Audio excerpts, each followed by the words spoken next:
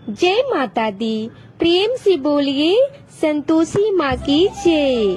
प्रिय भक्तजनों, आज के इस वीडियो में आप श्रवण कीजिए संतोषी माता की व्रत कथा। एक बुढ़िया थी और उसके 7 पुत्र थे। 6 कमाने वाले थे, एक निकम्मा था। बुढ़िया माँ 6 पुत्र की रसोई बनाती, भोजन कराती और पीछे से जो कुछ बचता वो 7 को दे देती। परंतु वो बड़ा भोला था, मन में कुछ विचार न करता था। एक दिन वो अपनी पत्नी से बोला, देखो मेरी माँ मुझसे कितना प्रेम करती है। पत्नी ने कहा, क्यों नहीं, सबका जूठा जो तुमको खिलाती है। पति को उसकी बातों पे विश्वास न हुआ और उसने बोला, ऐसा भी हो सकता है क्या? जब तक मैं अपनी आँखों से ना देख लूं, मान नहीं सकता। पत्नी ने हंसकर कहा, देख लोगे तब तो मानोगे ना। कुछ दिन बाद बड़ा त्योहार आया। घर में 7 प्रकार की भोजन और चूरमे के लड्डू बने। वो जांचने को सिर दर्द का बहाना कर पतला कपड़ा ओढ़ के रसोई में सो गया और कपड़े में से सब देखता रहा। संतोषी माता की व्रत कथा के अनुसार 6 भाई भोजन करने आए। उसने देखा माँ ने उनके लिए सुंदर सुंदर आसन बिछाए हैं। 7 प्रकार की रसोई परोसी और वो आग्रह करके खिलाती रही। वो देखता रहा। 6 भाई भोजन करके उठे तब माँ ने उनकी जूठी थालियों में से लड्डू के टुकड़ों को उठाया और एक लड्डू बनाया। जुठन साफ करके बुढ़िया माँ ने पुकारा, उठ बेटा, 6 भाई भोजन करके गए, अब तू ही बाकी है, उठ खा ले, तू कब खाएगा? वो बोला, मैं नहीं खा रहा आज। माँ ने कहा, कल जाता है तो आज ही चला जा। वो बोला, हाँ मैं आज ही जा रहा हूँ। इतना कह के वो चलने लगा। चलते समय उसे अपनी पत्नी की याद आई जो गौशाला में गोबर की कांडे थाप रही थी। वो जाकर बोला, मेरे पास तो कुछ नहीं है, ये अंगूठी है, सो ले लो और अपनी कुछ निशानियाँ मुझे दे दो। वो बोली, मेरे पास क्या है, ये गोबर भरा हाथ है।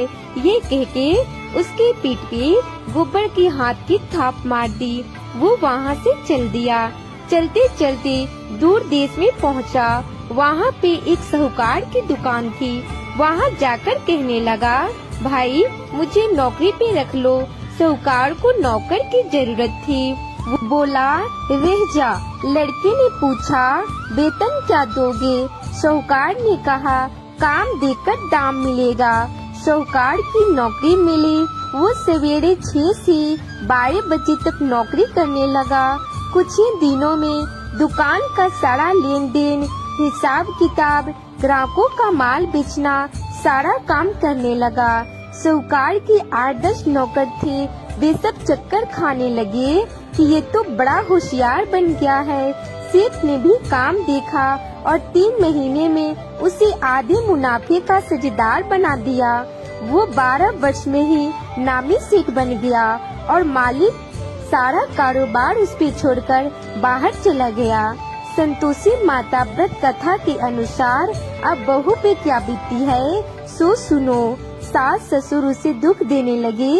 सारी गृहस्थी का काम करा के उसे लकड़ी लेने जंगल में भेजते। इस बीच घर की रोटी के आटे से जो भी भूसी निकलती उसे रोटी बनाकर रख दी जाती और फूटे नारियल की खोपड़ी में पानी। इस तरह दिन बीतते रहे।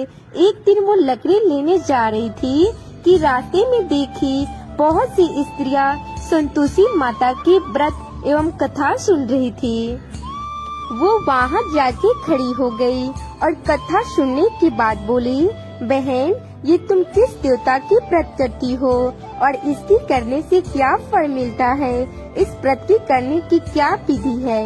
यदि तुम अपने व्रत का विधान मुझे समझाकर कहोगी तो मैं तुम्हारा बड़ा एहसान मानूंगी। तब उनमें से एक स्त्री बोली, सुनो, ये संतोषी माता का व्रत है और संतोषी माता की कथा है। इसके करने से निधनता, दरिद्रता का नाश होता है, लक्ष्मी आती है, मन की चिंताएं दूर होती है, घर में सुख होने से मन को खुशी और शांति मिलती है। निपुत्री को पुत्र मिलता है। प्रीतम बाहर गया हो तो जल्दी आता है। कुंवारी कन्या को मनपसंद वर मिले। राजद्वार में बहुत दिनों से मुकदमा चलता हो तो भी खत्म हो जाता है। सब तरह की सुख शांति हो, घर में धन जमा हो, पैसा जायदाद का लाभ हो, रोग दूर हो जाए तथा और जो कुछ मन में कामना हो वे सभी संतोषी माँ की कृपा से पूरी हो जाती हैं। इसमें संदेह नहीं है। वो पूछने लगी, ये व्रत कैसे किया जाए, ये भी बता दो तो बड़ी कृपा होगी। स्त्री कहने लगी, 1.25 रुपए का गुड़ चना लेना, इच्छा हो तो 5.25 रुपए का लेना या 11.25 रुपए का भी लेना। सहूलियत के अनुसार लेना, बिना परेशानी और श्रद्धा प्रेम से जितना बन सके 1.25 रुपए का लेना। हर शुक्रवार को निराहार रहकर संतोषी माँ की कथा कहना और कथा सुनना। इसके बीच क्रम टूटने नहीं चाहिए। लगातार नियम का पालन करते रहना। सुनने वाला कोई ना मिले तो घी का दीपक जलाकर उसके आगे जल को पात्र रखकर कथा कहना, परंतु नियम न टूटे। जब तक कार्य सिद्ध न हो नियम का पालन करना और कार्य सिद्ध हो जाने पे व्रत का उद्यापन करना। 3 मास में माता फल पूरा करती हैं। यदि किसी के खोटे ग्रह हो तो भी माता 1 वर्ष में अवश्य कार्य सिद्ध करती हैं। कार्य सिद्ध हो जाने पे ही उद्यापन करना चाहिए, बीच में नहीं करना चाहिए। उद्यापन में 2.5 सेर आटे का खजा तथा इसी परिणाम से खीर तथा चने का साग करना। 8 लड़कों को भोजन कराना। जहाँ तक मिले देवर, जेठ, भाई, बंधु, कुटुंब के लड़के ले आना। ना मिले तो रिश्तेदार या पड़ोसी के लड़कों को भी बुला लाना। ये भोजन कराना, यथाशक्ति दक्षिणा देना, माता का नियम पूरा करना। उस दिन घर में कोई खटाई न खावे। ये सुनकर बुढ़िया के लड़के की बहुत जल्दी रास्ते में लकड़ी के बोझ को बेच दिया और उन पैसों से गुड़ चना लेकर माता के व्रत की तैयारी करने लगी और सामने मंदिर देखकर पूछने लगी, ये मंदिर किसका है? सब कहने लगे, संतोषी माता की मंदिर है।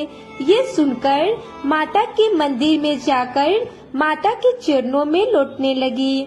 दीन होकर विनती करने लगी, माँ मैं निपट हूँ, मूर्ख हूँ, व्रत के नियम कुछ नहीं जानती, मैं बहुत दुखी हूँ। हे माता जगजननी, मेरा दुख दूर करो। मैं तेरी शरण में आई हूँ। माता को दया आई। एक शुक्रवार बीता के दूसरे शुक्रवार को ही इसके पति का पत्र आया और तीसरे शुक्रवार को उसका भेजा हुआ पैसा भी आ पहुँचा। ये देख जेठानी मुंह सिकुड़ने लगी। इतने दिनों में पैसा आया है, इसमें क्या बड़ाई है? लड़के ताना देने लगे। काकी के पास अब पत्र आने लगे हैं, रुपए आने लगे हैं। अब तो काकी की खातिरदारी बढ़ेगी। अब तो काकी बुलाने से भी नहीं बोलेगी। बेचारी सरलता से कहती है, भैया पत्र आवे, रुपए आवे तो हम सबके लिए अच्छा है। ऐसा कह के आँखों में आंसू भरकर संतोषी माता के मंदिर में आकर मातेश्वरी के चरणों में गिर के रोने लगी। माँ, मैंने तुमसे पैसा नहीं मांगा, मुझे पैसे से क्या काम है? मुझे तो अपने सुहाग से काम है। मैं तो अपने स्वामी की दर्शन और सेवा मांगती हूँ। तब माता ने प्रसन्न होकर कहा, जा बेटी, तेरा स्वामी आएगा। ये सुनकर वो खुशी से बावली होकर घर जाकर काम करने लगी। अब संतोषी माँ विचार करने लगी, इस भोली पुत्री से मैंने कह तो दिया कि तेरा पति आएगा, पर वे आएगा कहाँ से? वो तो इसे स्वप्न में भी याद नहीं करता। उसे याद दिलाने मुझे ही जाना पड़ेगा। इस तरह माता बुढ़िया के बेटे के पास जाकर स्वप्न में प्रकट होके कहने लगी, साहूकार के बेटे, तू सोता है या जागता है? वो बोला, माता मैं सोता भी नहीं हूँ और जागता भी नहीं हूँ, बीच में ही हूँ। कहो क्या आज्ञा है? माँ कहने लगी, तेरा घर बार कुछ है या नहीं? वो बोला, मेरा सब कुछ है माता। माँ बाप भाई बहन बहू क्या कमी है? माँ बोली, पुत्र तेरी स्त्री घोर कष्ट उठा रही है, माँ बाप उसे दुख दे रहे हैं, वो तेरे लिए तरस रही है, तू उसकी सुध ले। वो बोला, हाँ माता, ये तो मुझे भी मालूम है, परंतु मैं जाऊँ तो जाऊँ कैसे? परदेश की बात है, लेन देन का कोई हिसाब नहीं, कोई जाने का रास्ता नजर नहीं आता, कैसे चला जाऊँ? माँ कहने लगी, मेरी बात मान, सवेरे नहा धोकर संतोषी माता का नाम ले, घी का दीपक जलाकर दंडवत कर दुकान पे जा बैठना। देखते देखते तेरा लेन देन सब चुक जाएगा, जमा माल बिक जाएगा, सांझ होते होते धन का ढेर लग जाएगा। जब सवेरे बहुत जल्दी उठकर उसने लोगों से अपने सपने की बात कही तो वे सब उसकी बात की अनसुनी करने लगे और खिल्ली उड़ाने लगे। कई सपने भी सच होते हैं क्या? एक बूढ़ा बोला, देख भाई, मेरी बात मान, इस प्रकार सच झूठ करने के बदले देवता ने जैसा कहा है वैसा ही करने में तेरा क्या जाता है? बूढ़े की बात मानकर स्नान कर संतोषी माँ को दंडवत कर घी का दीपक जलाकर दुकान पे जा बैठता है। थोड़ी देर में वो देखता है कि देने वाले रुपए लाए हैं, लेने वाले हिसाब लेने आए हैं। व्यापारी सामानों की खरीदारी नगद दाम में सौदा करने लगे हैं। शाम तक धन का ढेर लग गया। माता का चमत्कार देख प्रसन्न होकर मन में माता का नाम लेकर घर ले जाने के वास्ते गहना कपड़ा खरीदने लगा और वहाँ काम से निपटकर वह घर को रवाना हुआ। वहाँ बहू बेचारी जंगल में लकड़ी लेने जाती, लौटते वक्त माँ के मंदिर पर विश्राम करती और वो उसका रोजाना रुकने का स्थान था। दूर धूल उड़ती देख वो माता से पूछती है, हे माता, ये धूल कैसे उड़ रही है? माँ कहती है, हे पुत्री, तेरा पति आ रहा है, अब तू ऐसा कर, लकड़ियों की 3 बोझ बना ले, एक नदी के किनारे रख, दूसरा मेरे मंदिर पे रख और तीसरा अपने सिर पे रख। तेरा पति को लकड़ी का गड्ढा देखकर मोह पैदा होगा, वो वहाँ रुकेगा, नाश्ता पानी बनाकर खाएगा, माँ से मिलने जाएगा। अब तू लकड़ियों का बोझ उठाकर घर जाना और बीच चौक में गड्ढा डालकर 3 आवाजें जोर से लगाना, लो सासू जी, लकड़ी का गट्टा लो, भूसी की रोटी दो, नारियल की खोपड़ी में पानी दो, आज कौन मेहमान आया है? माँ की बात सुन बहू बहुत अच्छा माता कहकर प्रसन्न होकर लकड़ियों के 3 गट्टे ले आई, एक नदी के तट पे, एक माता के मंदिर पे रखा। इतने में ही मुसाफिर आ पहुँचा। सूखी लकड़ी देखकर उसकी इच्छा हुई कि अब वो यहीं विश्राम करे और भोजन बनाकर खाकर गांव जाए। इस प्रकार भोजन बनाकर विश्राम कर वो गांव को गया, सबसे प्रेम से मिला। उसी समय बहू सिर पे लकड़ी का गड्ढा लिए आती है, लकड़ी का भारी बोझ आंगन में डालकर जोर से 3 आवाजें देती है, लो सासू जी, लकड़ी का गड्ढा लो, भूसी की रोटी दो, नारियल की खोपड़ी में पानी दो, आज कौन मेहमान आया है? ये सुनकर सास बाहर आई, अपने दिए हुए कष्टों को भुलाने हेतु कहती है, बहू ऐसा क्यों कहती है?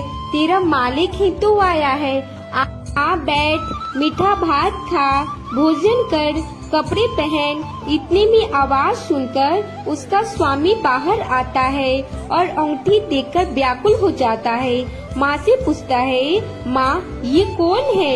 माँ कहती है, बेटा ये तेरी पत्नी है, आज 12 वर्ष हो गए, तू जब से गया है तब से सारे गांव में जानवर की तरह भटकती फिरती है, काम काज घर का कुछ नहीं करती, 4 समय आकर खाती है, अब तुझे देखकर भूसी की रोटी और नारियल की खोपड़ी में पानी मांगती है।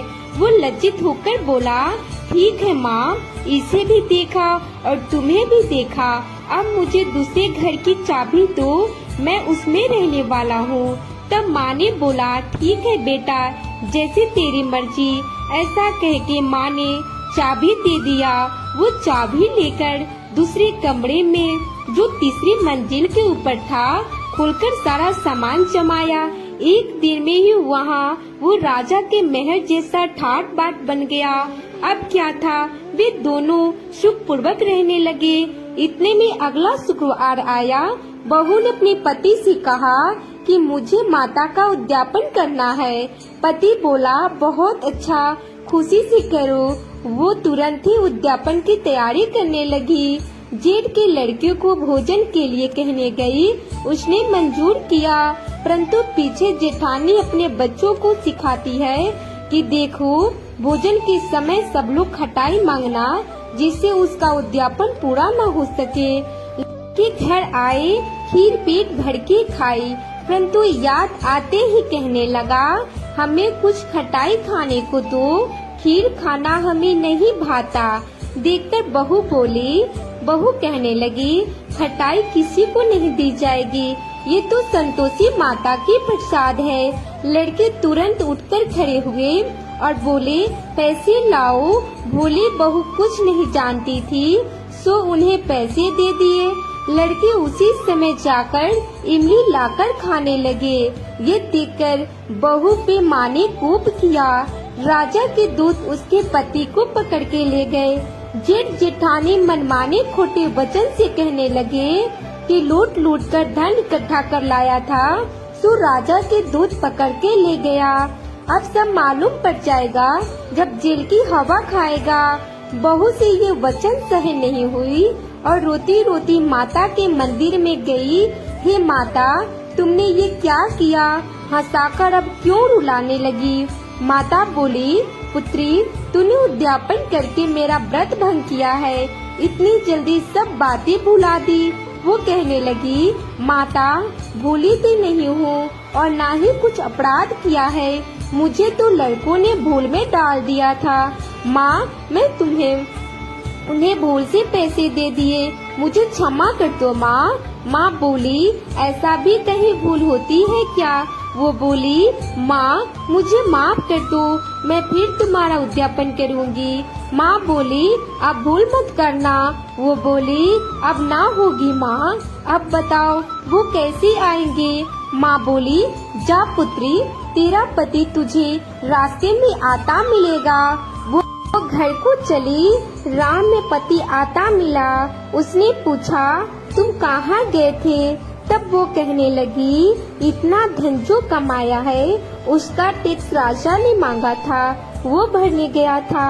वो प्रसन्न होकर बोली, भला हुआ, अब घर चलो। कुछ दिन बाद फिर शुक्रवार आया। वो बोली, मुझे माता का उद्यापन करना है। पति ने कहा, बहुत अच्छी बात है। वो फिर से जेठ के लड़कों को भोजन के लिए कहने गई। जेठानी ने तो एक दो बातें सुनाई और लड़कों को सिखा दिया कि तुम पहले ही खटाई मांगना। लड़के कहने लगे, हमें खीर खाना नहीं भाता, जी बिगड़ता है, कुछ खटाई खाने को देना। वो बोली, खटाई खाने को नहीं मिलेगी, आना है तो आओ। वो ब्राह्मणों के लड़कों को लाकर भोजन कराने लगी। यथाशक्ति दक्षिणा की जगह एक एक फल उन्हें दिया। इससे संतोषी माता प्रसन्न हुई। माता की कृपा होते ही 9वें मास उसको चंद्रमा के समान सुंदर पुत्र प्राप्त हुआ। पुत्र को लेकर प्रतिदिन माता जी के मंदिर में जाने लगी। माँ ने सोचा कि ये रोज आती है, आज क्यों ना मैं इसके घर चलूं, इसका आसरा देखूं तो सही।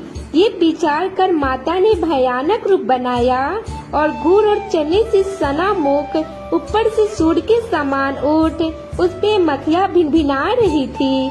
दहलीज पे पाँव रखते ही उसकी सास ने चिल्लाई, देखो कोई चुड़ैल डाकनी चली आ रही है, लड़कों इसे भगाओ नहीं तो किसी को खा जाएगी। लड़के डरने लगे और चिल्लाकर खिड़की बंद करने लगे। बहू रोशनदानी से देख रही थी और खुशी से पागल होकर चिल्लाने लगी, आज मेरी माता मेरे घर आई है। ये कहकर बच्चे को दूध पिलाने से हटती है। इतने में सास का क्रोध फूट पड़ा। बोली, इसे देखकर कैसे उतावली हुई है जो बच्चे को पटक दिया। इतने में माँ के प्रताप से जहाँ देखो वहाँ लड़के ही लड़के नजर आने लगे। वो बोली, माँ जी, मैं जिनका व्रत करती हूँ ये वही संतोषी माता है। इतना कह के झट से घर के सारे किवाड़े खोल दिए। सबने माता के चरण पकड़ लिए और विनती कर कहने लगे, हे माता, हम मूर्ख हैं, हम अज्ञानी हैं, हम पापी हैं, तुम्हारे व्रत की विधि को हम नहीं जानते हैं, इसीलिए भूल हुई। माता, मुझे माफ कर देना। तुम्हारा व्रत भंग करके हमने बहुत बड़ा पाप किया है। हे माता, आप हमारा अपराध क्षमा करो। इस प्रकार माता प्रसन्न हुई। माता ने बहू को जैसा फल दिया वैसा सबको देना। जो पढ़े उसका मनोरथ पूर्ण हो। बोलो प्रिय भक्तजनों, प्रेम से संतोषी माँ की जय।